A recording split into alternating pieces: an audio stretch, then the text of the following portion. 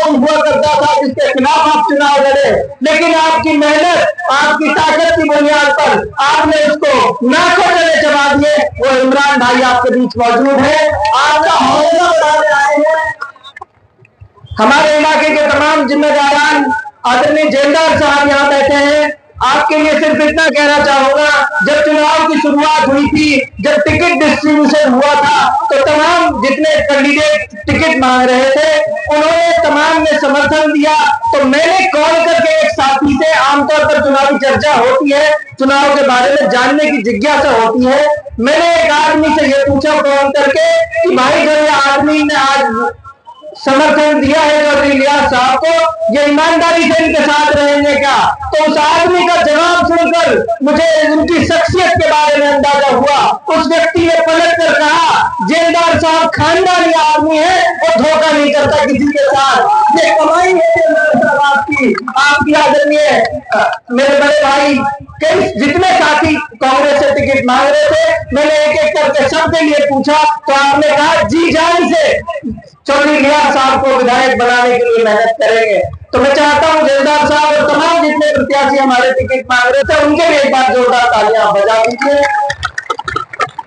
आदरणीय दयाराम जी बैठे हैं, उनके नाम के पीछे आप मेवाती लगाते हैं, तो ये मेरे लिए यादराम जी सॉरी मेवाती आप लगाते हैं, हमारे लिए इस इलाके के लिए फख्र की बात है कि हमारे लोग नाम के पीछे मेवाती लगते हैं।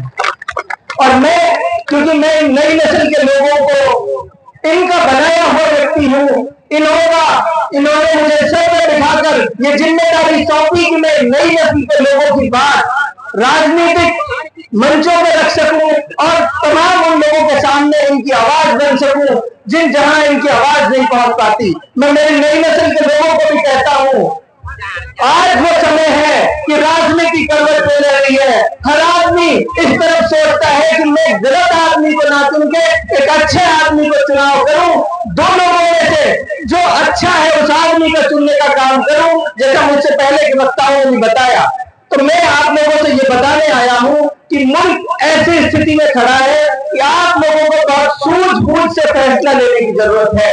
मुल्क आज ऐसी ताकतों के हाथ में है जो इस मुल्क को हिंदू मुस्लिम के नाम पर, नफरत के नाम पर बांट कर चलाना चाहते हैं, जो ऐसी नफरतें मुल्क में पैदा करना चाहते हैं ताकि इस मुल्क पर लंबे समय तक राज कर सकें। उन ताकतों को पहचान कर उन ताकतों के खिलाफ मेवात का हर इंसान, हमारे इतिहास रहा है, हम सांप्रदायिक और नफरत के खिलाफ हमारे बाप दादा लड़ते आए हैं और हम भी लड़के दिखाएंगे इंशाअल्लाह नफरत की ताकतों के खिलाफ।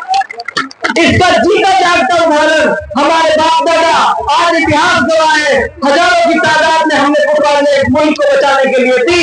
आज ताजा इतिहास उस नौजवान का है जो 10 बाढ़ में डूब रहे थे लोग, उनको बचाने के लिए मेवात का एक वीर अपनी जान की परवाह किए बिना उस नदी में उतर गए। उसके लिए जोरदार तालियां बजा दो।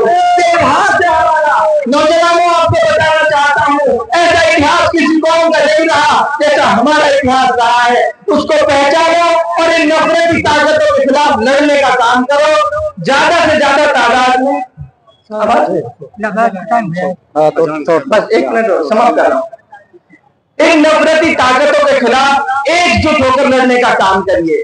मेरे चुनाव में एक गलती हुई थी, मैं आपसे इसलिए कहना चाह रहा हूं, जितने लोग यहाँ हैं हर एक आदमी कम से कम 10-10 उन वोटों पे काम करने का काम करिए जो आज हमारे साथ नहीं है।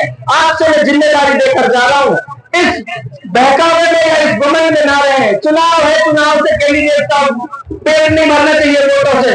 1 लाख छोड़ो, हम 1.5 लाख पार जाएंगे, यही आएंगे।